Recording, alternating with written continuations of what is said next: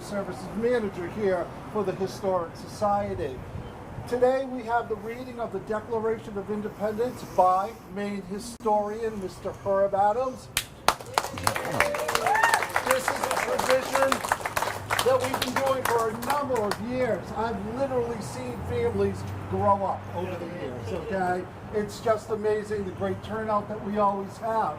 So before we get to the reading of the Declaration of Independence, I want to invite you all to a special event that we're having tomorrow night here at the Maine Historical Society. It's free of charge. It's going to be in the Longfellow Gardens, and it's going to be a poetry reading, okay? And the reason why we're doing this historic event, it's with two poets that have been publishing poetry in Portland for over the last 50 years, okay?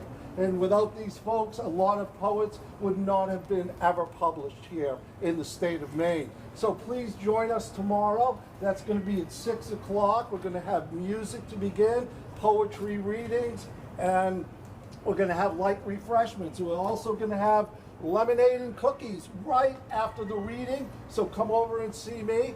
Thank you all once again for coming to the Maine Historical Society. Ladies and gentlemen, let's have a nice round of applause for Maine historian, Mr. Herb Adams. This is the 243rd birthday of the United States. So, yes. We've got to do this right. Don't forget, during the American Revolution, the British burned the town of Falmouth flat, Portland today, by bombarding it from the sea. It's mentioned in the Declaration of Independence. I'll let you know when we come to that point. But to get in the proper mood, I say on the count of 3, we give a good resounding boo to George III. 1, 2, 3, boo! And to Adams, Jefferson, Hancock, Franklin, and all the rest, a good hurrah! Hurrah! And to General George Washington, 3 huzzahs. 1, huzzah! 2, huzzah! 3, huzzah! Now, we're ready. In Congress, July 4th, 1776, a declaration by the representatives of the United States of America in General Congress assembled. When, in the course of human events, it becomes necessary for one people to dissolve the political bands which have connected them with another, and to assume among the powers of the earth the separate and equal station to which the laws of nature and of nature's God entitle them, a decent respect to the opinions of mankind requires that they should declare the causes which impel them to the separation. We hold these truths to be self-evident, that all men are created equal, that they are endowed by their Creator with certain unalienable rights, that among these are life, liberty, and the pursuit of happiness, that to secure these rights, governments are instituted among men, deriving their just powers from the consent of the governed, that whenever any form of government becomes destructive of these ends, it is the right of the people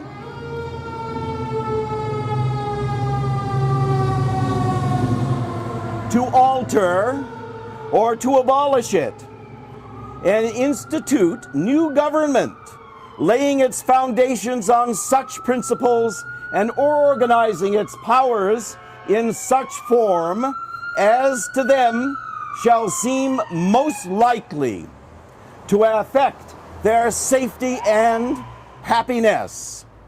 Prudence, indeed, will dictate that governments long established should not be changed for light and transient causes. And accordingly all experience hath shown that mankind are more disposed to suffer, while evils are sufferable, than to right themselves by abolishing the forms to which they are accustomed. But when a long train of abuses and usurpations purported to provide invariably toward the same object evinces a design to reduce them under absolute despotism, it is their right, it is their duty to throw off such government and to provide new guards for their future security. Such has been the patient sufferance of these colonies, and such is now the necessity which constrains them to alter their former system of government. The history of the present King of Great Britain is a history of repeated injuries and usurpations, all having in their direct object the establishment of a direct tyranny over these states. To prove this, let facts be submitted to a candid world. He has refused his assent to laws, the most wholesome and necessary for the public good. He has forbidden his governors to pass laws of immediate and pressing importance unless suspended in their operation till his consent should be obtained. He has refused to pass other laws for the accommodation of large districts of people unless those people should relinquish the rights of representation in the legislature, a right inestimable to them and to tyrants only formidable. He has called together legislative bodies at places unusual, uncomfortable, and distant from the repository of their public records for the sole purpose of fatiguing them into compliance with his measures. He has dissolved representative houses repeatedly for opposing with manly firmness his invasions upon the rights of the people.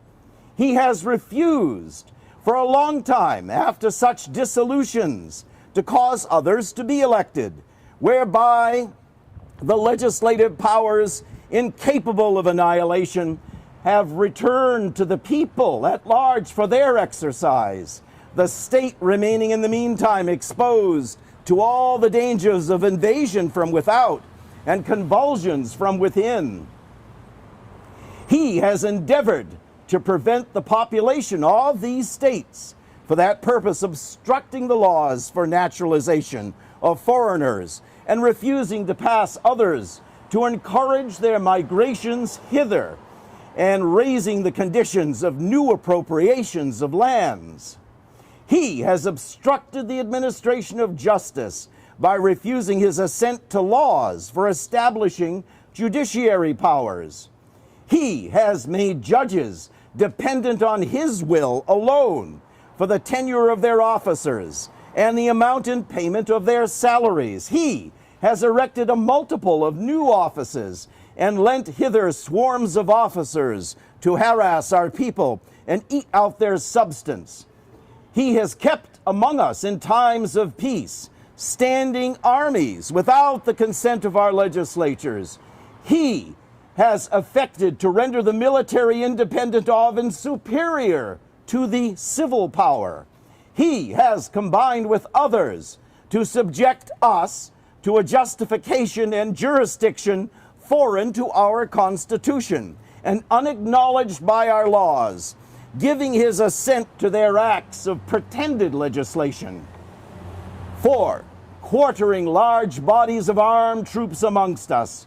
4. Protecting them by mock trials from punishment for any murders which they could commit on the inhabitants of these states. 4. Cutting off our trade with all parts of the world. 4. Imposing taxes on us without our consent. 4. Depriving us in many cases of the benefits of trial by jury. 4. Transporting us beyond seas to be tried for pretended offenses. 4, abolishing the free system of English laws in a neighboring province, establishing therein an arbitrary government and enlarging its boundaries as to render it at once an example and fit instrument for introducing the same absolute rule into these colonies. 4, taking away our charters, abolishing our most valuable laws, and altering fundamentally the forms of our government.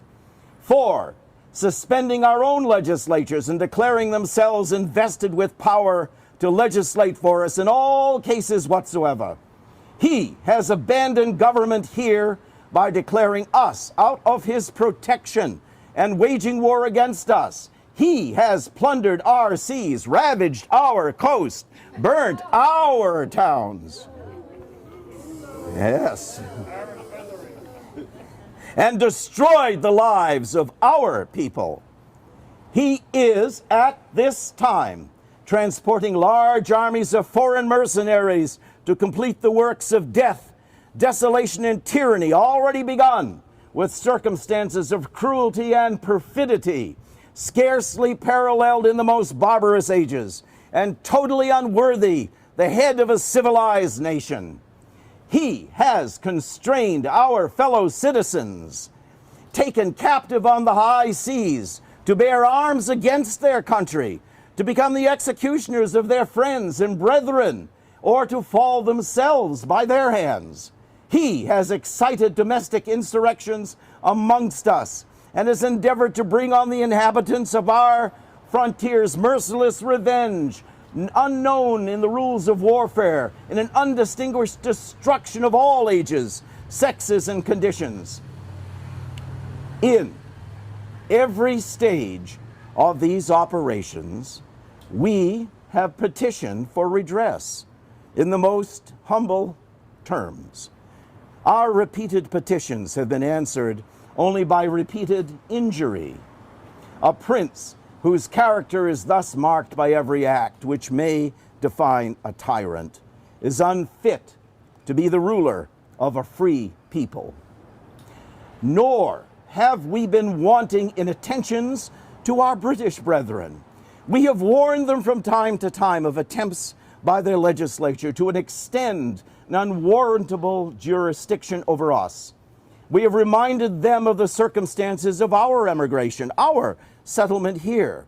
We have appealed to their native justice and magnanimity, and we have conjured them by the ties of our common kindred to disavow these usurpations, which would inevitably interrupt our connections and our correspondence. They too have been deaf to the voice of justice and consanguinity. We must, therefore, acquiesce in the necessity which denounces our separation and hold them, as we do the rest of mankind, enemies in war, in peace, friends. We, therefore, the representatives of the United States of America, in General Congress assembled, appealing to the Supreme Judge of the world for the rectitude of our intentions, do, in the name and by the authority of the good people of these colonies, formally publish and declare that these united colonies are, and of right ought to be, free and independent states, that they are absolved from all allegiance to the British Crown, and that all political connection between them and the state of Great Britain is and ought to be totally dissolved, and that as free and independent states we shall have full power to levy war,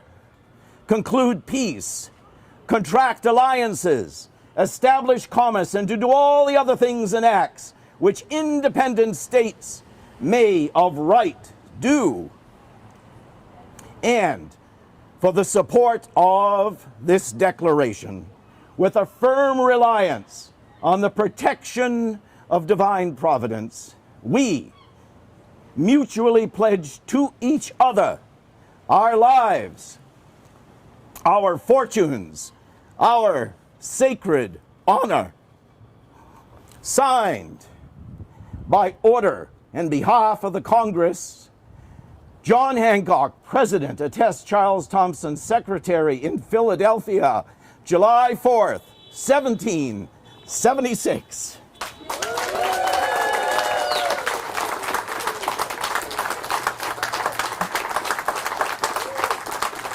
Ladies and gentlemen, let's hear it for Mr. Hurtado. Thank you very much for helping me. I appreciate you coming. Don't forget, Thank you for helping. Don't forget Mr. Long. I'm going to be serving lemonade and cookies, so come Thank over you. and see me.